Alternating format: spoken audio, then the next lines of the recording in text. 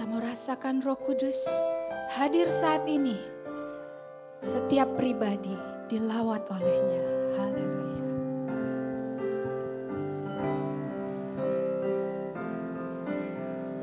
Roh-Mu yang hidup penuhiku. Katakan mengalir dalamku. Mengalir dalamku. Panggil Dia. Jiwaku tenang bersamamu dalam naunganmu. Buka hati kita untuk jamahannya. Buka hati untuk jamahanmu, berserah penuh di hadirat.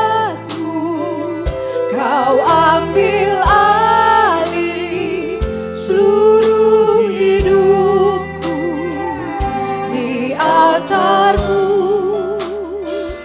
menyembah-Mu. Dia pun akan memulihkan kita. Kita angkat pujian. Roh-Mu yang kudus, pulihkanku. Engkaulah damaiku. Ku hidup oleh anugerah-Mu yang menyertaiku. Ku buka hati, ku buka hati untuk jamahan-Mu, berserah penuh di hadirat-Mu. Kau ambil alih seluruh hidupku di altar-Mu. Saya undang Bapak Ibu untuk bangkit berdiri. Roh-Mu yang hidup penuhiku, datang urapiku. Ku siap terima kuasa-Mu, hidupku bagimu. Ku buka hati, ku buka hati untuk jamahan-Mu, berserah penuh di hadirat-Mu. Kau ambil alih seluruh hidupku di altar-Mu, menyembah-Mu. Ku buka hati untuk jamahan-Mu, berserah penuh di hadirat-Mu. Kau ambil alih seluruh hidupku di altar-Mu, menyembah-Mu di altar-Mu, menyembah-Mu.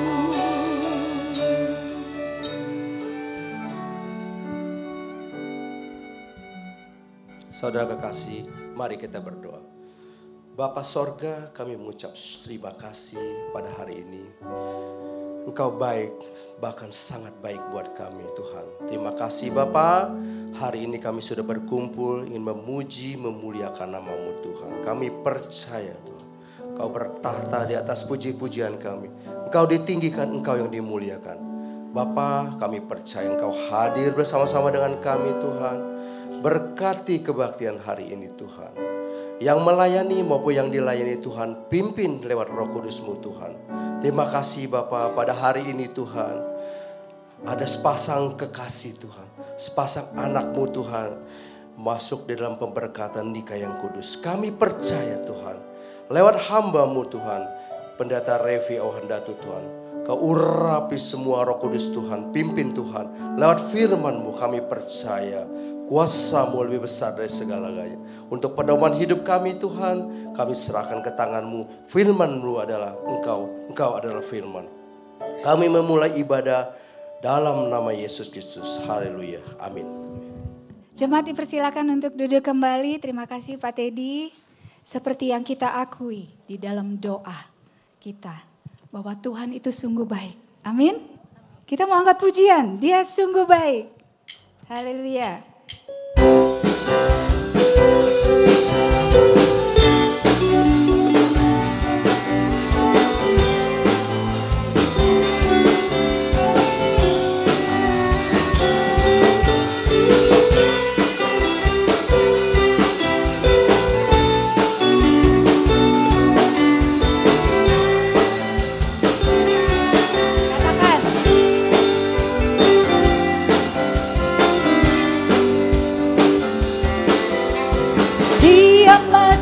Bagiku, Dia bangkit bagiku, Dia Tuhan Allah penyelamatku.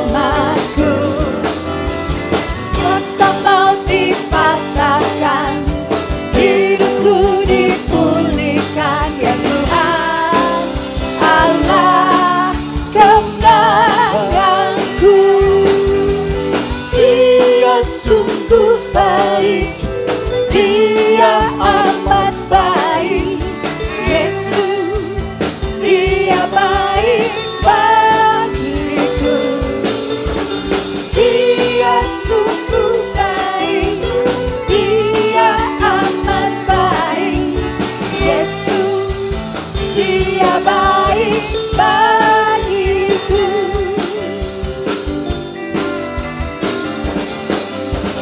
Dia ada di dalamku, bergerak di hidupku, Dia Tuhan Allah kekuatanku.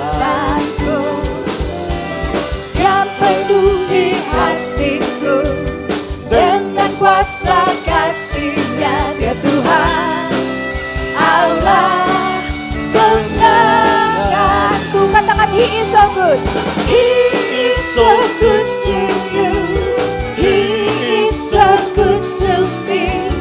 Jesus is so good to you and me. He is so good to you. He is so good to me.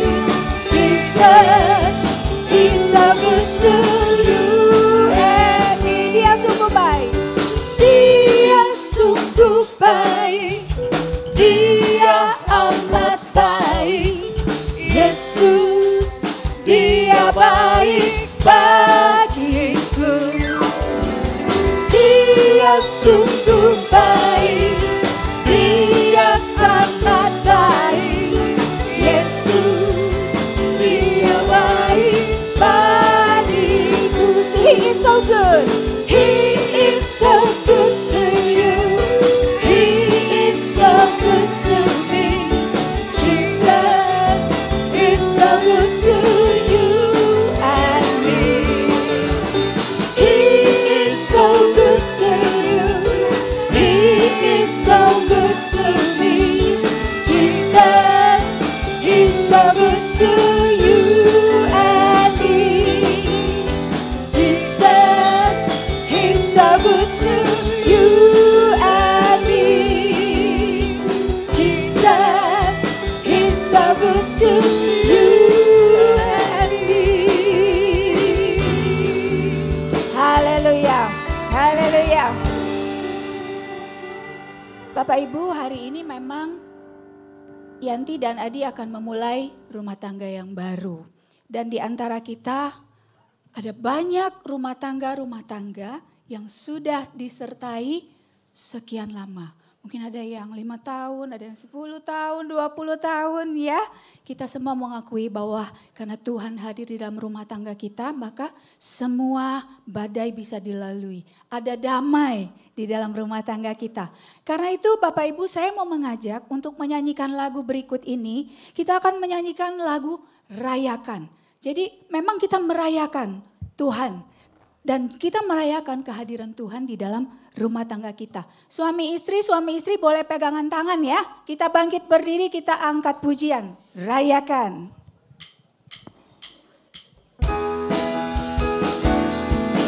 Haleluya.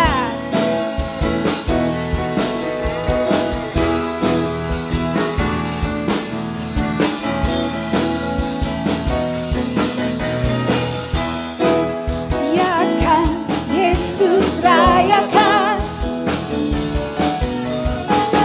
rayakan, Yesus rayakan, rayakan, rayakan, Yesus rayakan, rayakan, Yesus rayakan. Dia bangkit, dia bangkit. Dia bangkit dan hidup selamanya. Dia bangkit, dia bangkit. Marilah rayakan kebangkitan Tuhan kita. Haleluya, rayakan. Yesus rayakan, rayakan, Yesus rayakan, rayakan, Yesus rayakan, rayakan, Yesus rayakan. Dia bangkit, dia bangkit. Dia bangkit dan hidup selamanya.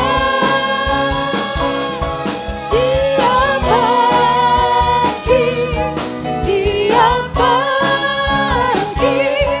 Marilah rayakan kebangkitan Tuhan kita. Dia bangkit, dia bangkit. Dia bangkit dan hidup selamanya. Dia bangkit, dia bangkit. Marilah rayakan, mari rayakan, marilah rayakan, mari rayakan, marilah rayakan kebangkitan Tuhan kita. Haleluya. Silakan duduk Bapak Ibu. Karena kita sudah sepakat bahwa hari ini apa yang Tuhan sampaikan semua adalah untuk seluruh jemaat. Ada rumah tangga yang mungkin perlu pemulihan. Kita mau dengarkan pesan Tuhan untuk kita. Mungkin ada banyak rumah tangga yang memang perlu anggur yang baru. Tuhan akan berikan kepada kita pada pagi hari ini. Amin. Amin. Kita mau siapkan hati kita. Kita angkat pujian. Peganglah tanganku Roh Kudus. Nanti Bapak Raj akan berdoa untuk firman.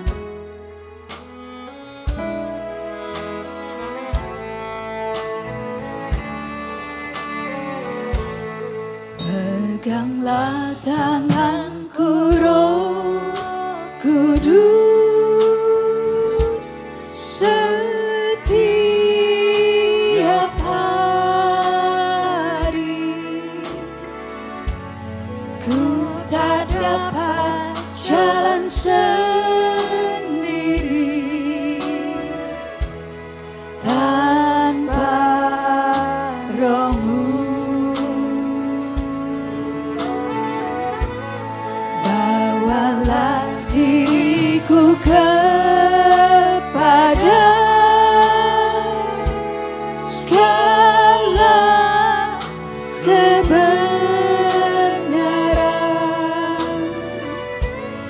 agar ku tidak tersesat,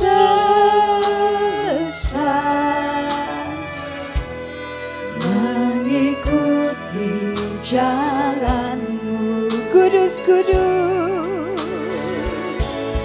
kudus, kudus Tuhan, kudus nama-Mu.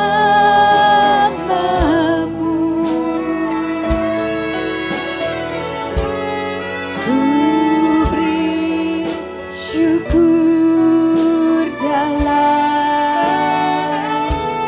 simfoni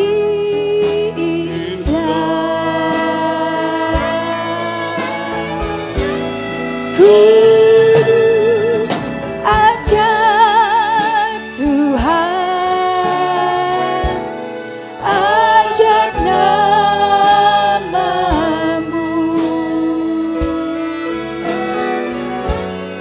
nama yang beri menang, Yesus namanya. Kudus, kudus Tuhan. Sedang jemaat untuk bangkit berdiri. Kudus, kudus Tuhan, kudus nama-Mu. Ku beri syukur dalam simfoni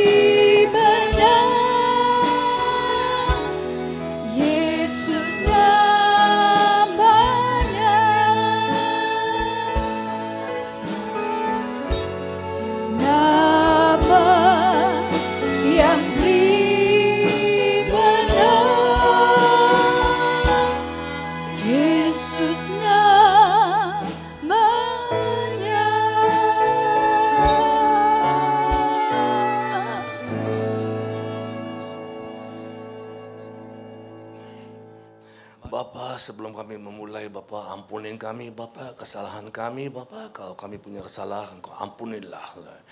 Bapa, kami mengucap syukur kepada Engkau, Bapa, bahwa pagi hari ini kami bisa kumpul di rumah-Mu, Bapa. Dan kami baru saja, Bapa, memuliakan, Bapa, memuji nama-Mu, Yesus Kristus, Bapa. Terima kasih, Bapa. Bapa, Kau berkatilah jemaat-jemaat-Mu, anak-anak-Mu yang hadir pagi hari ini, Bapa. Pakailah hamba-Mu, Bapa, untuk bicara firman-Mu untuk kami semua, Bapa. Berkatilah semua anak-anak-Mu hadir, Bapa. Saatnya kami akan tutup. Saatnya Bapa akan duduk diam, Bapa. Bukalah telinga kami, Bapa, biar kami bisa fokus dengan firman-Mu, Bapa. Karena firman-Mu adalah hal yang hidup, ya dan amin, Bapa. Terima kasih, Bapa, kami mengucap syukur kepada Engkau. Dan kami yakin, Bapa, Engkau ada tengah-tengah kami, Bapa, di pagi hari ini, Bapa. Kau berkatilah anak-anak-Mu semua yang hadir hari ini, Bapa. Terima kasih, Bapa, kami serahkan semua, Bapa, di tangan Engkau, Bapa. Bicaralah kepada hamba-Mu, Bapa, untuk kami semua, Bapa. Terima kasih, Bapa, kami mengucap syukur hanya dalam nama Yesus Kristus. Haleluya. Amin. Amin. Jemaat dipersilakan untuk duduk kembali.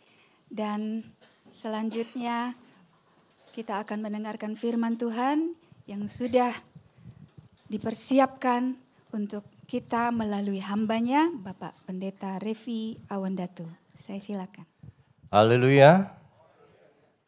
Selamat pagi saudara, selamat kita bertemu kembali dalam ibadah yang ekstra, luar biasa karena di tengah kita ada sepasang mempelai. Saudara Aldi dan Saudari Yanti ya.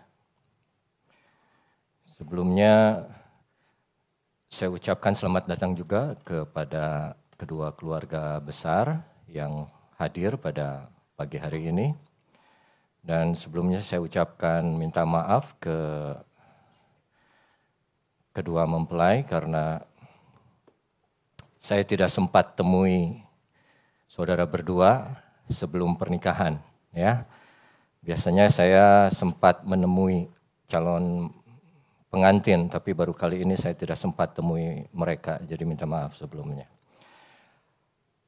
Baik, karena ini ibadah pemberkatan dan nanti saat prosesi pemberkatan saya tidak menyampaikan firman Tuhan lagi, maka firman Tuhan untuk kedua mempelai akan diterima bersamaan dengan khotbah untuk jemaat pada pagi hari ini.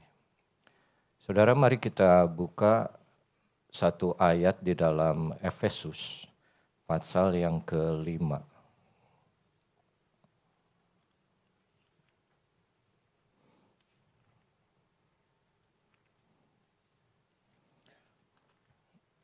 Dan kita baca mulai dari ayat yang 18.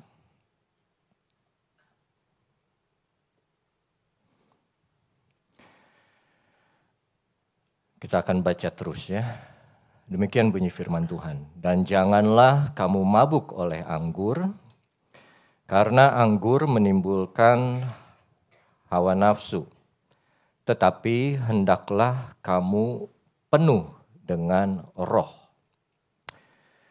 Ayat 19.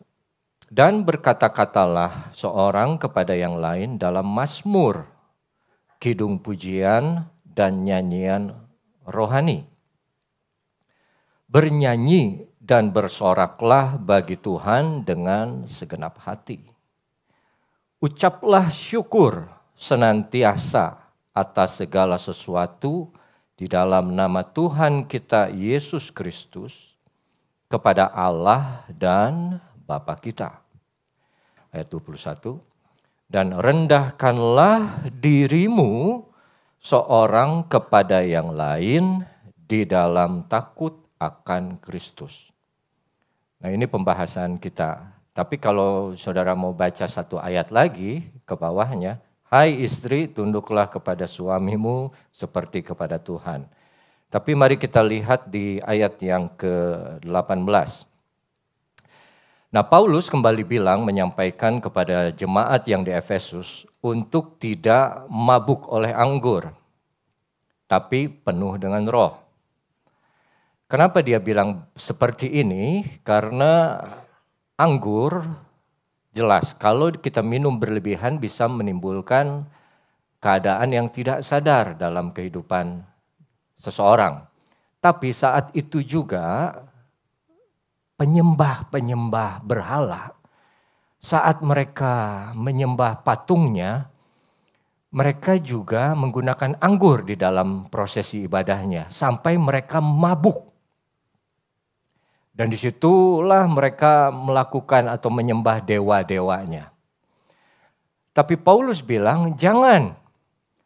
Bukannya anggur tidak boleh, kita tahu beberapa ayat juga bilang anggur itu baik untuk kesehatan. Tapi kalau diminum terlalu banyak, dia bisa bikin mabuk atau menimbulkan hawa nafsu. Tapi hendaklah kamu penuh dengan roh. Nah, ada kemiripan antara mabuk dengan anggur dan penuh dengan roh. Makanya kalau saudara tahu saat Roh Kudus turun di Kisah Rasul pasal 2, banyak orang yang berbahasa lidah, berbahasa bangsa lain punya bahasa, mereka diejek. Mereka sedang mabuk oleh anggur. Tapi Paulus bilang, jangan, hendaklah kamu penuh dengan roh. Nah, penuh dengan roh, mabuk oleh anggur, ini punya kesamaan, yaitu apa? Mereka dikuasai oleh satu kekuatan, satu energi yang datangnya dari luar diri mereka. Saat seseorang di bawah pengaruh anggur, mereka tidak menjadi dirinya sendiri. Ya, mereka kadang bicara ngelantur. Makanya dibilang, wah itu yang kepenuhan roh tuh kayak orang mabok aja. ngelantur. Karena bukan diri mereka sendiri. Demikian juga orang yang penuh dengan roh, itu mereka tidak juga menjadi diri sendiri lagi. Berbeda. Orangnya masih sama. Namanya masih Asang. Pakai kacamata, pakai jam tangan. Tapi begitu di bawah roh, hidupnya tidak sama seperti sebelum dipenuhi oleh roh. Sama dengan orang mabuk. Waktu sadar sendiri tahu kan. Tapi begitu mabuk beda yang dia ngomong. Beda aja. Dia bukan seperti dirinya sendiri lagi. Tapi itu ya pertama kesamaan antara mabuk oleh anggur dan dipenuhi oleh roh. Mereka dikuasai oleh satu tenaga yang di luar diri mereka. Kita bukan diri kita sendiri lagi. Ya, tapi dikuasai oleh satu power from outside. Nah yang kedua, orang yang mabuk oleh anggur dan orang yang penuh dengan roh. Mereka tuh, coba, kalau saya tanya ada yang mau jujur nggak angkat tangan. Siapa di sini yang pernah lihat orang mabuk? 2 orang. Gitu. Siapa di sini yang pernah mabuk? Enggak kan, nggak ada yang... Oke, ada satu ya. Boleh berdiri coba? Puji Tuhan. Saya tanya pertanyaan yang sama di SAC, Sekolah Alkitab, siswa juga ada yang langsung dengan bangganya ya kalau siswa sih. Dulu mabok, sekarang ya masih sih. Nah, pas orang mabuk kalau saudara pernah lihat langsung atau di film, muka mereka berubah. Merah, ya kan? Kadang mata juga jadi merah. Terus orang yang biasanya lemes jadi semangat, jadi punya tenaga. Wah, orang yang pendiam jadi banyak ngomong, walaupun ngomongnya ngelantur gitu ya. Tapi ada satu hasrat yang naik, intens gitu, yang membakar, yang panas. Nah gitu. Jadi orang yang mabuk dengan orang yang penuh dengan roh juga menampilkan satu yang sama. Kalau di bawah roh itu mereka jadi satu pribadi yang semangat, terbakar, ada sesuatu yang membangkitkan hasrat mereka di dalam diri mereka. Tentunya hasrat untuk menyembah Tuhan. Enggak sama lagi, enggak bisa diem. Pengennya ibadah terus, pengennya doa terus, pengennya baca firman Tuhan terus. Sampai orang lihat, gila lu. Ya memang gua tergila-gila karena Kristus. Wah misalnya kata-katanya seperti itu. Tapi ini kesamaan antara mabuk dengan penuh dengan roh. Nah yang ketiga, kesamaannya. Orang yang mabuk, kalau saudara pernah lihat, polisi di Amerika tangkap drivers under influence, mereka selalu tes apa? Suruh jalan lurus. Tapi tidak bisa. Jadi yang ketiga, kesamaannya, kuasa itu mempengaruhi cara jalan mereka atau cara hidup mereka. Hanya saja bedanya, kalau yang mabuk oleh anggur, sebelumnya jalannya lurus, dia jadi terhuyung-huyung. Tapi kalau yang orangnya hidup dipenuhi roh, sebelumnya kiri kanan, serong kiri kanan, begitu sudah hidup penuh oleh roh, jalannya jadi lurus. Tapi apa? Kuasa itu mempengaruhi cara hidup kita. Dan ini yang Paulus bilang, jangan oleh anggur tapi hiduplah dengan roh. Satu-satunya yang beda adalah, kalau orang mabuk tidak bisa mengontrol diri. Mereka kadang berbicara apa aja. Mereka juga jalan terhuyung-huyung. Mereka melakukan hal-hal yang tidak biasa dilakukan oleh orang. Teman saya mabuk dulu di Bandung, terus dia begitu mabuk dia jongkok di pinggir jalan, terus dia angkat botol aqua. Dia liatin ini botol aqua. Kok botol aqua bagus banget ya, warnanya biru. Aneh-aneh. Orang yang normal bilang itu orang mabuk. Nah makanya orang yang dipenuhi oleh roh juga saat mereka ada di bawah kuasa Roh Kudus, mereka akan melakukan hal yang aneh. Yang berbeda dengan orang dunia. Ya mereka gak ngerti kenapa lu gitu-gitu amat. Gue ajak makan aja lu sampai bilang, tunggu gue doa dulu. Gue mesti tanya ini, apa Tuhan berkehendak atau tidak. Itu sih berlebihan ya, jangan saudara. Tapi ada sesuatu yang berbeda di dalam hidup mereka. Kenapa? Di bawah kuasa. Nah, bagaimana kita bisa dipenuhi oleh Roh Kudus? Bagaimana kita bisa dipenuhi oleh Roh Kudus? Memang di ayat-ayat tersebut tidak ditulis, tapi ada beberapa hal yang disampaikan oleh Paulus juga di surat-surat yang lain. Yang pertama adalah kita harus mengaku dan membuang semua dosa di dalam hidup kita. Roh Kudus ini adalah pribadi yang kudus. Ya, kudus dan dosa tidak bisa hidup bersamaan. Jadi apapun yang kita pernah lakukan atau apapun juga yang kita masih tetap lakukan atau apapun juga yang kita mungkin akan rencanakan untuk dilakukan, tapi selama itu dosa, itu kita harus stop, berhenti, dan kita datang kepada Tuhan. Kita bicara sama Tuhan, kita bilang, Tuhan, aku mengaku salah. Katakan dosanya apa dan minta pengampunan dari Dia. Karena Tuhan itu setia. Kalau kita mau datang mengaku segala kesalahan kita, kita akan diampuni. Tidak mungkin sesuatu yang bersih, yang murni, yang kudus dimasukkan ke dalam satu tempat yang kotor. Karena itu tidak lagi suci. Tentu tempat itu harus disucikan terlebih dahulu. Bagaimana disucikan terlebih dahulu? Oleh darah Kristus. Nah, bagaimana kita bisa mendapatkan darah Kristus? Kita datang kepada Tuhan, minta ampun, Tuhan, ampuni aku atas dosaku. Dosa yang mana? Katanya Tuhan Maha Tahu. Ya. Tapi Tuhan perlu pengakuan darimu. Makanya dari awal kehidupan juga dia tanya Adam, Adam apa yang kamu lakukan? Apakah kamu makan buah dari pohon yang aku larang itu? Enggak ngaku Adam. Pengakuan yang dicari.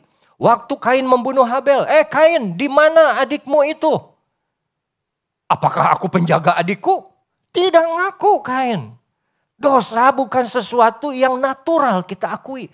Tapi untuk kita dipenuhi oleh Roh Kudus. Dan Roh Kudus ini kita perlu karena kita hidup di akhir zaman. Setelah Roh Kudus tidak ada yang lain. Kita datang kepada Tuhan, minta ampun. Ampun Tuhan, ampuni dosaku. Dosa apapun, dosa berjudi, dosa berzina, dosa selingkuh, dosa pornografi, dosa menipu, apapun. Tuhan ampuni. Tuhan setia dan pasti Dia ampuni saudara. Come clean to God. Datang bersih kepada Tuhan. Siapkan hidup kita. Agar apa? Agar kita siap menerima Roh Kudus itu. Datang kepada Dia. Minta ampun atas segala dosa kita agar kita bisa diampuni. Karena Roh Kudus tidak bisa bekerja bebas di dalam kehidupan seseorang yang masih mentolerir dosa. Dosa itu gak apa-apalah. Itu kan kecil. Tuhan kan setia. Nah saudara, saya ada catat satu kalimat. Seberapa besar kita menganggap serius dosa, itu menunjukkan seberapa besar kita menganggap Tuhan kita. Kalau kamu pandang enteng dosa, dosa gak apa-apa. Itu sama saja dengan kamu menganggap enteng Tuhanmu. Tapi kalau kamu menganggap serius dosa dalam pengertian ini tidak boleh, ini dibenci Tuhan. Ini yang menghalangi doa dan berkat kita dari Tuhan. Ini gak bisa dibiarkan begini terus. Kita masih jatuh dan bangun beda. Kita jatuh dan hidup di dalam dosa terus. Makanya seberapa besar kamu anggap serius dosa kamu, itu menunjukkan seberapa besar kamu menganggap serius Tuhan kamu. Kalau kamu anggap serius Tuhan kamu akan tinggalkan itu semua dosa. Kalau kamu masih pelihara ada dua dosa yang kamu tidak mau lepas, sama aja kamu juga tidak menganggap Tuhan kamu secara serius. Ini yang awal, ini yang dasar, ini yang harus kita lakukan. Yang kedua, Lalu setelah kita siap, hidup kita sudah disucikan oleh kuasa darah Kristus. Yang kedua adalah menyerahkan seluruhnya kepada kendali Dia. Coba kita buka Roma 12 ayat 1 dan 2.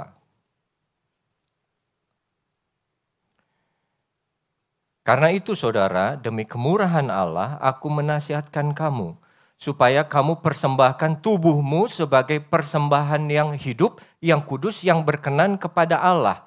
Itu adalah ibadahmu yang sejati. Bagaimana kita bisa mempersembahkan tubuh kita sebagai sesuatu yang kudus? Saat kita datang kepada Tuhan yang tadi ya, mengaku dosa, minta diampuni, Dia kuduskan dan sucikan dosa kita. Nah setelah itu ayat yang kedua, jangan kamu menjadi serupa dengan dunia, tapi berubahlah oleh pembaruan budimu sehingga kamu membedakan mana kehendak Allah.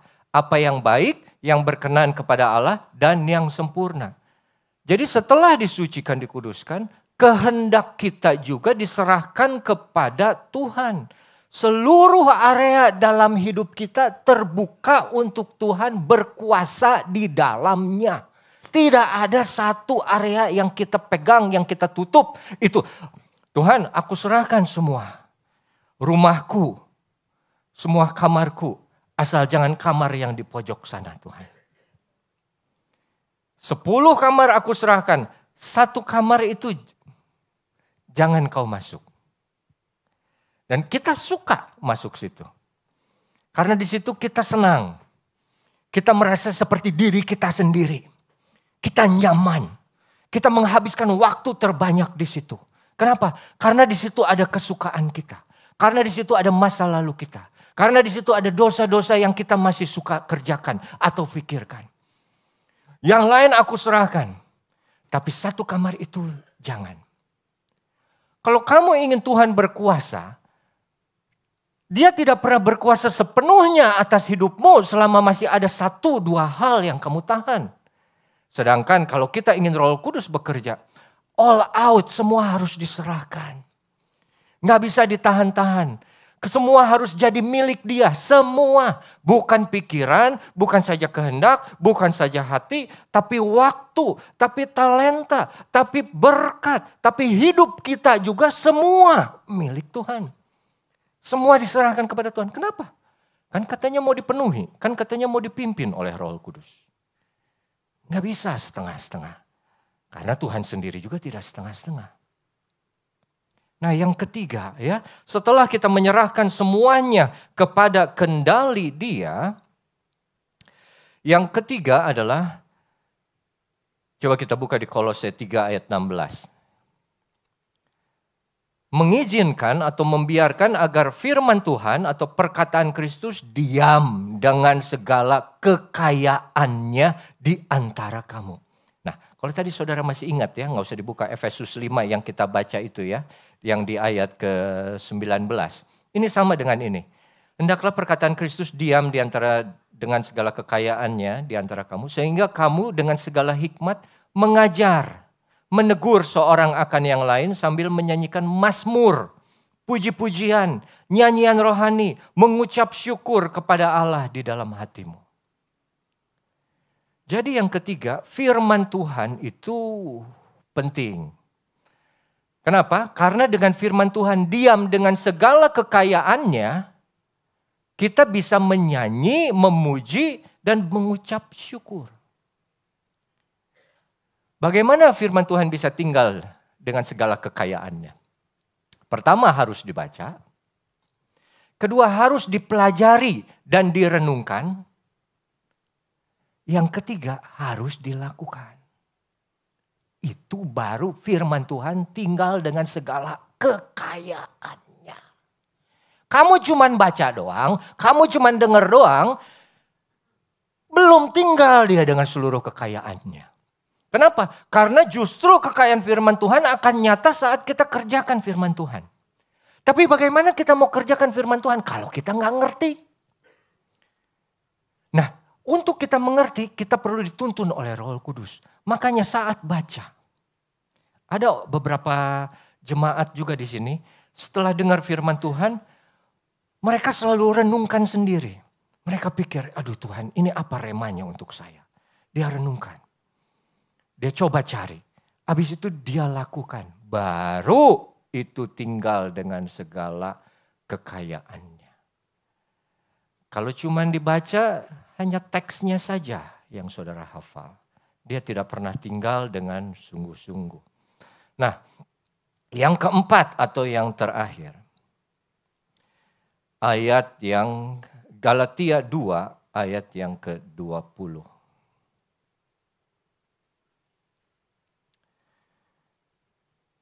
Namun aku hidup, tetapi bukan lagi aku sendiri yang hidup, melainkan Kristus yang hidup di dalam aku.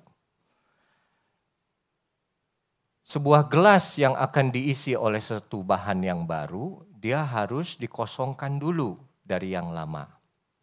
Makanya yang terakhir adalah mengosongkan keakuan kita, keegoan kita, self kita.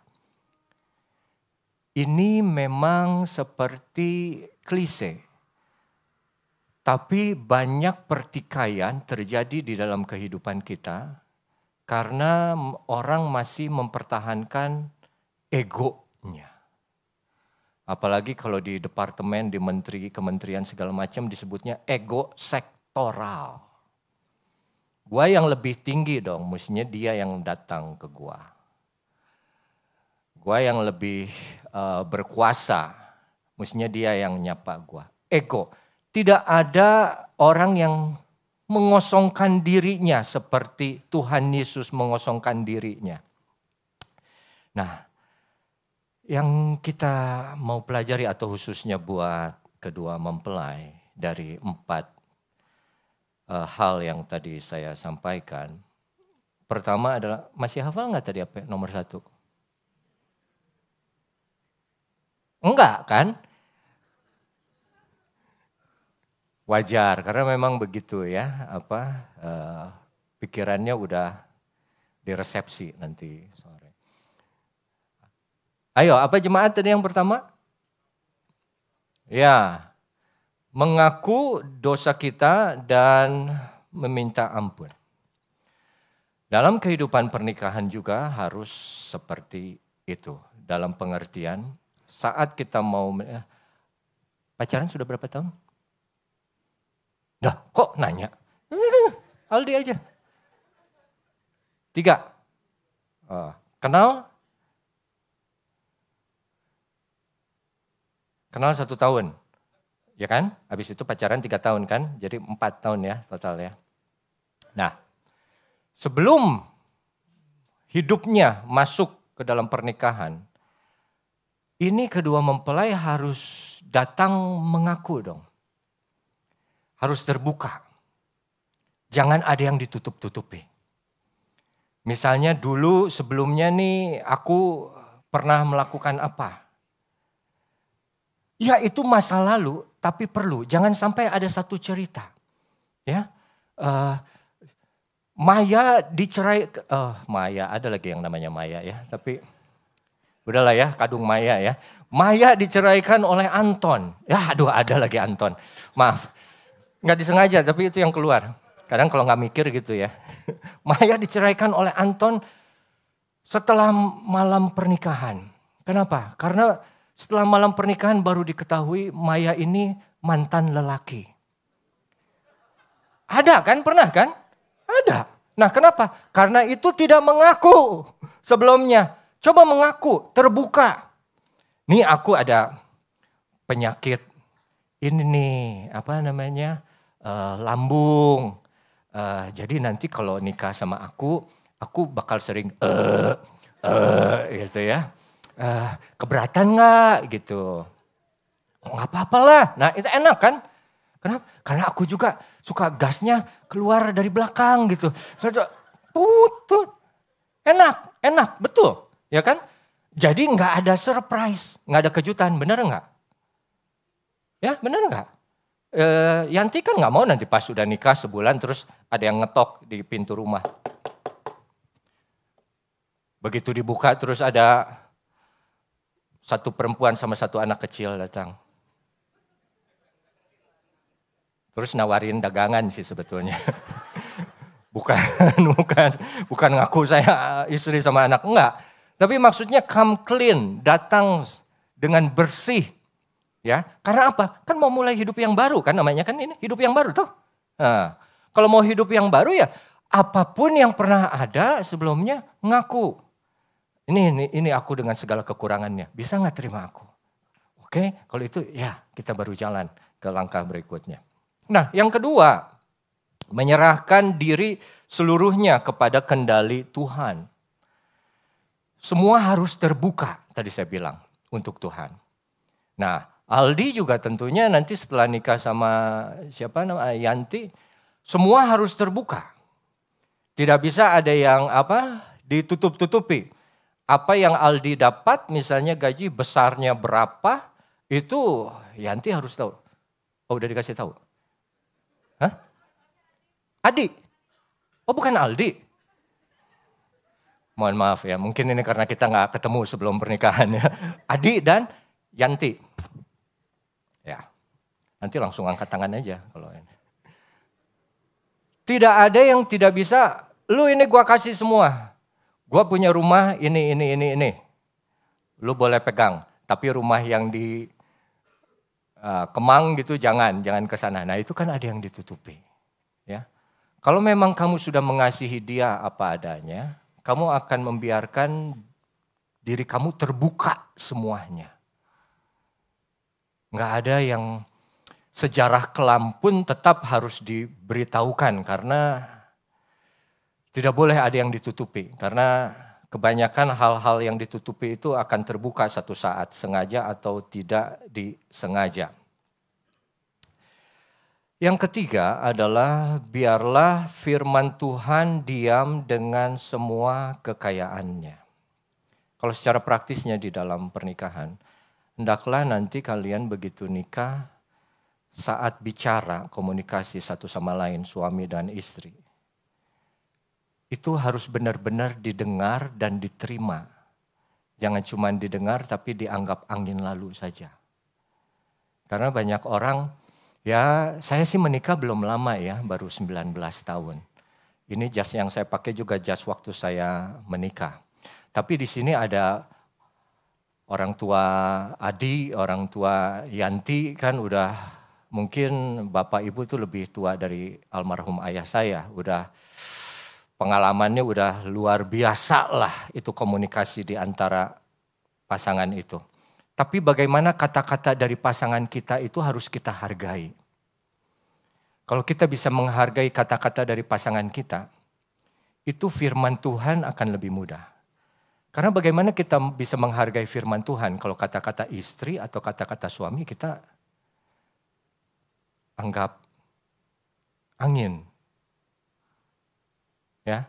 Jadi firman Tuhan selalu bicara begitu, kasihilah Allahmu, terus kasihilah sesamamu manusia seperti kamu mengasihi diri sendiri. Bagaimana kita mengasihi Allah? Kalau kamu melakukan hal yang baik untuk mereka yang kekurangan. Kamu memberi minum kepada yang haus, memberi makan kepada yang lapar, memberi baju kepada yang kedinginan. Mengunjungi mereka saat kesusahan dan kesulitan. Tapi bagaimana kata-kata dari pasangan itu benar-benar ada di dalam hidup kita. Itu cara kita menghargai orang yang sudah Tuhan berikan di dalam hidup kita. Siap? Yang keempat adalah mengosongkan diri atau ego dan keakuan. Nah, biasanya ini lelaki yang egonya paling tinggi itu. Ya, Yanti. Udah kelihatan belum ego Adi? Belum. Nanti kelihatan. Nanti kelihatan. Kalau udah nikah itu keakuannya, egonya tuh udah nggak bisa. Karena lelaki itu butuh dan ingin dihormati. Sedangkan wanita itu butuh dan ingin dikasihi, dirawat. Kalau ada perempuan atau wanita datang kepada lelaki, dia datangnya seperti bukan tidak ingin dikasihi, tapi pria itu lebih ingin dihormati. Jadi misalnya kalau ada orang pacaran, gimana, udah bangun sayang, kamu udah sarapan belum, Jangan telat makan siang, nanti kamu sakit. Jangan telat pulang, nanti kamu masuk angin. Jangan kecapean gitu. Itu oke, tapi lelaki akan merasa lebih dihargai kalau dia dihormati. Lebih daripada dikasih. Nah, sedangkan wanita bukannya tidak suka dihormati juga, tapi ingin dikasihi, ingin dirawat, ingin dirangkul itu melebihi daripada segalanya. Makanya firman Tuhan bilang juga di Efesus 5 ayat 22, istri tunduklah kepada suami. Suami kasihi istrimu. Dan penundukan kepada suami itu tidak bisa disuruh oleh suami. Itu harus keluar dari Yanti sendiri. Tidak bisa. Aldi nanti ngomong, lu dengar gak firman Tuhan? Waktu tanggal 26 Mei, lu tuh harus tunduk sama gua. Apapun yang gua ngomong, lu gak usah banyak ngomong. Gua pengen kopi tanpa gula, kopi tanpa gula. Gak usah lu nanya, kopinya mau pakai susu enggak? Kopinya mau dicangkir atau di gelas? Kopinya mau ditambahin cinnamon enggak? Gak usah, lu tahu apa yang gua suka, itu aja. Nah gak bisa.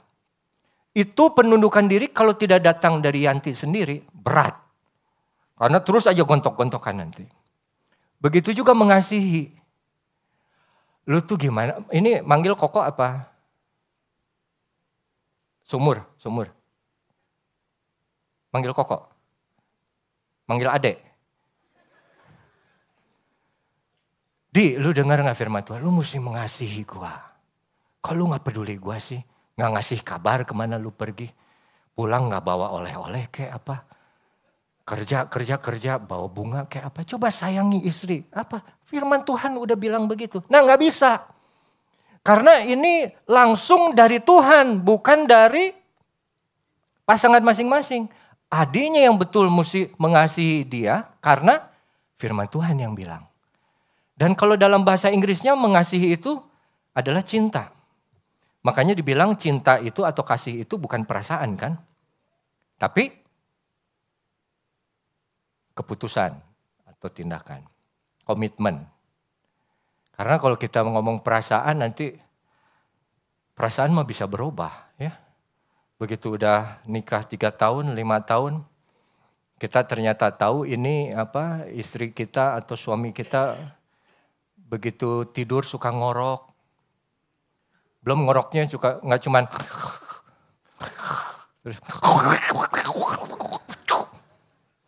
nggak enak kan? Tapi gimana? Apa kita tidak mengasihi dia lagi? Apa kalau Adi begitu terus jadi nggak mau hormat lagi? Enggak kan? Tetap Yanti mesti datang malam-malam. Lap kan mulutnya karena baru itu. Terus kalau dia masih apa ya tutup.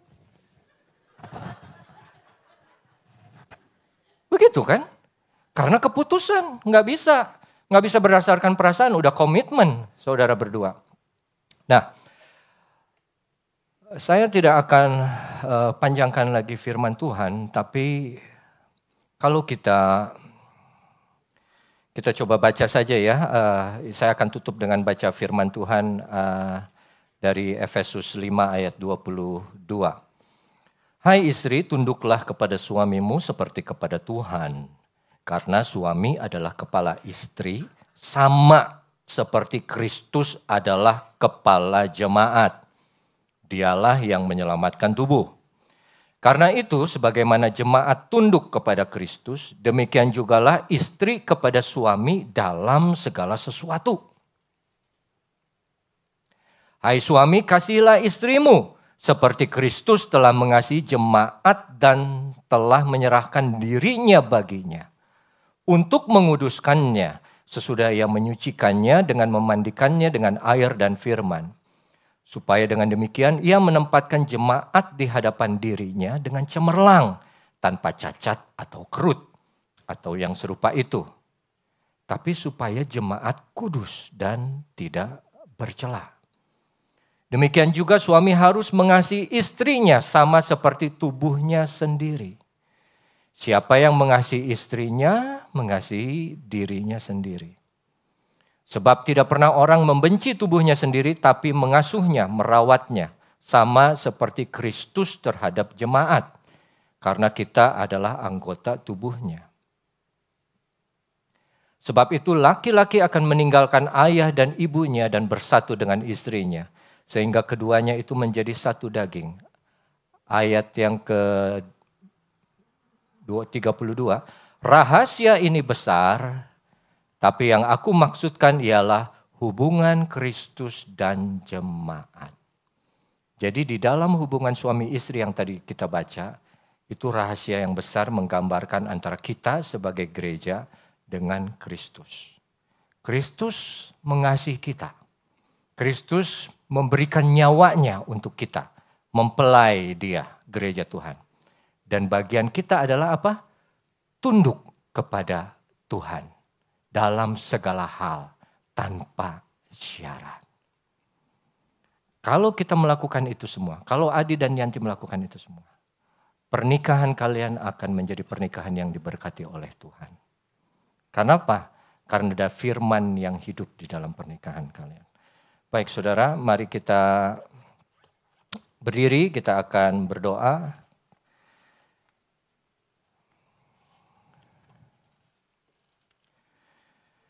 Peganglah tanganku Roh Kudus setiap hari. Ku tak dapat jalan sendiri tanpa Roh-Mu. Bawalah diriku kepada segala kebenaran, agar ku tidak tersesat mengikuti jalan-Mu. Mari kita berdoa. Ya Tuhan Allah Bapa yang kami sembah di dalam nama Yesus Kristus, inilah yang selalu menjadi doa kami. Hendaknya Roh Kudus menuntun, memegang tangan hidup kami, sehingga kami boleh berjalan dengan pasti, dengan yakin bahwa kami hidup di jalur-Mu Tuhan. Terima kasih Bapa untuk firman-Mu, terima kasih untuk mempelai yang ada di tengah-tengah kami. Kiranya firman itu boleh menjadi berkat khususnya untuk mereka dan untuk bagi kami semua. Bagaimana hidup kami untuk bisa dipenuhi oleh Roh Kudus-Mu. Tuhan, hamba-Mu berdoa biarlah Engkau meteraikan firman-Mu oleh Roh Kudus. Sehingga firman itu boleh tinggal diam dengan segala kekayaannya dan merubah hidup kami menjadi hidup yang baru. Di dalam nama Tuhan Yesus Kristus kami berdoa dan alaskan doa ini. Haleluya. Amin. Silakan duduk saudara, saya serahkan kembali kepada Ibu Dokter.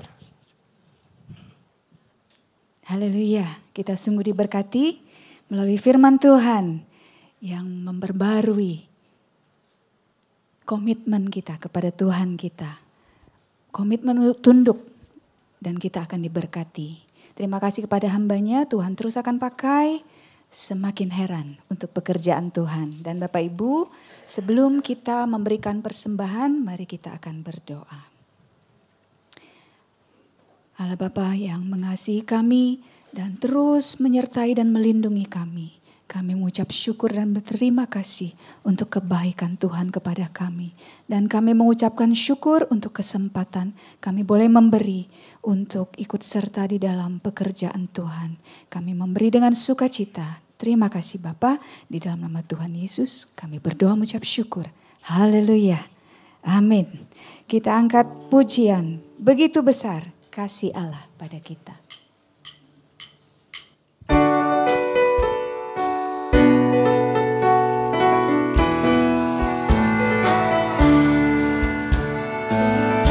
Begitu besar kasih Allah pada kita, diberkatilah anak cucu kita di mana-mana. Tuhan mengubah miskin dan menjadikan kaya, Dia merendahkan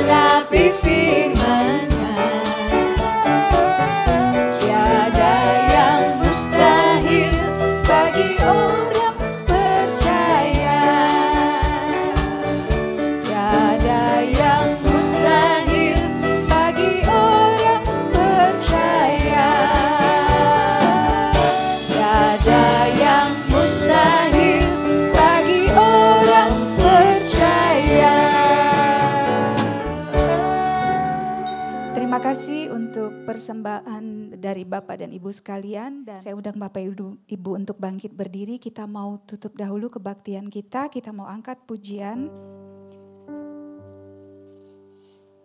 Sembah dan puji penuhi tahtamu, dan dengan hormat Pendeta Revi nanti akan tutup dalam doa berkat.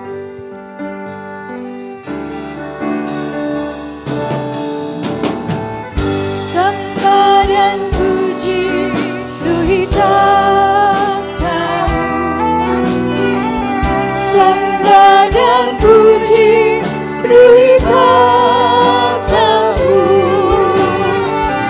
sembah dan puji penuhi tahtamu. Yesus Tuhan adalah Raja.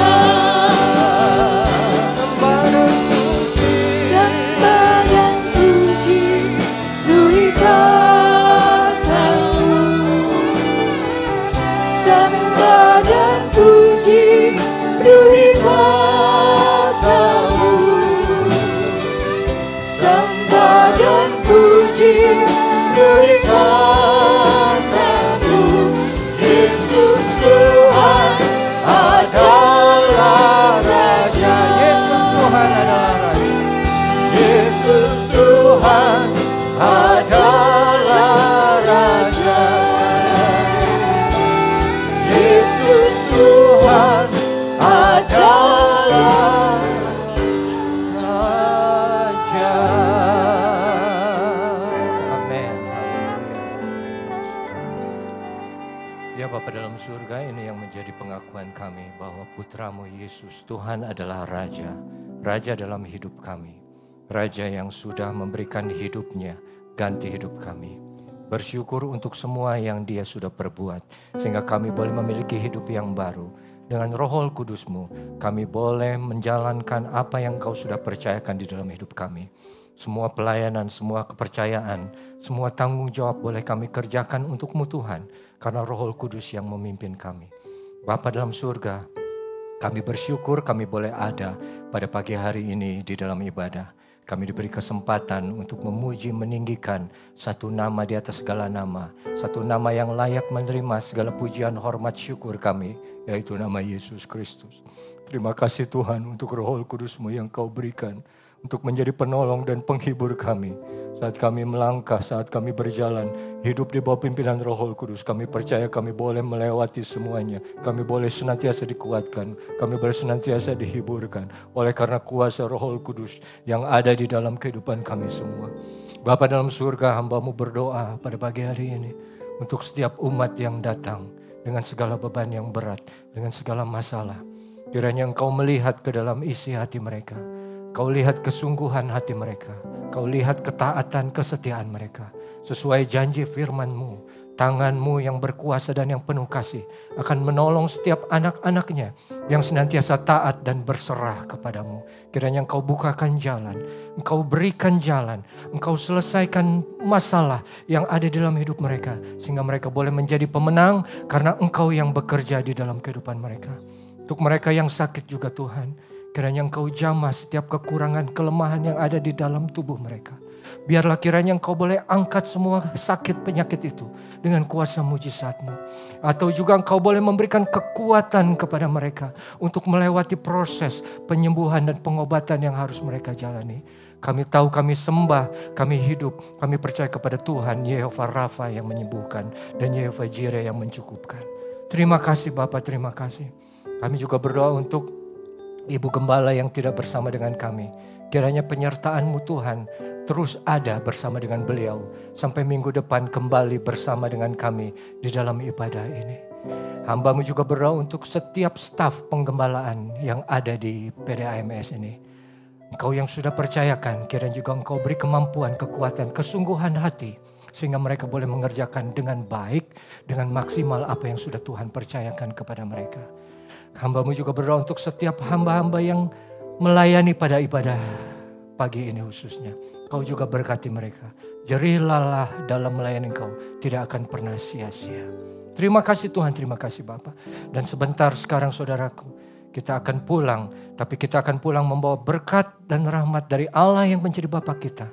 kasih sayang damai sejahtera Yesus, persekutuan di dalam Roh Kudus senantiasa mengangkat kita, mengikat kita menjadi satu, anak-anaknya yang setia. Mulai hari ini sampai Maranatha, Tuhan datang kembali yang kedua. Di dalam nama Tuhan Yesus Kristus, mari yang percaya katakan bersama-sama, amin.